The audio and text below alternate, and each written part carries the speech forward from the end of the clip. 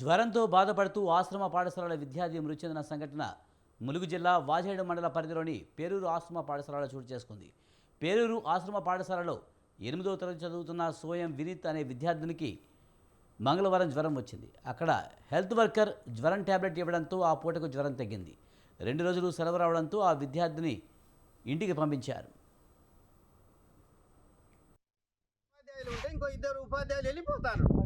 మీ బిడ్డలైతే మీ బిడ్డల్ని ఇక్కడ పెట్టి చదివించండి. మీ బిడ్డలు ఇంటికి పంపిన తర్వాత మరోసారి జ్వరం రావడంతో తన మేనమామ శ్రీకాంత్ ధర్మవరం ఆర్ఎంపీ వద్ద వైద్యం చేయించారు. అయినప్పటికీ తగ్గకపోగా కడుపులో నొప్పి రావడంతో ఏటూరు నాగారం వైద్యశాలకు తరలిస్తుండగా మార్గ మధ్యలో మృతి చెందినట్లు బంధువులు తెలిపారు.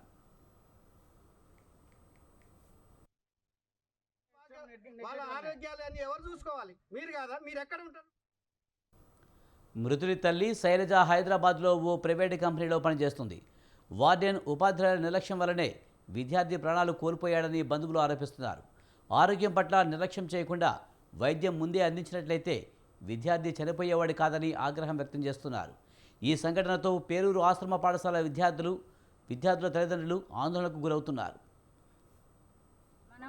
ఇప్పుడు ఇంటి దగ్గర నుంచి తీసుకుపోయి వాళ్ళకి వదిలేస్తామంటే మా పిల్లల్ని వాళ్ళు జాగ్రత్తగా చూసుకుంటారు అనేసి వదిలేసి మేము ఇంటికి వచ్చేస్తాం కదా సార్.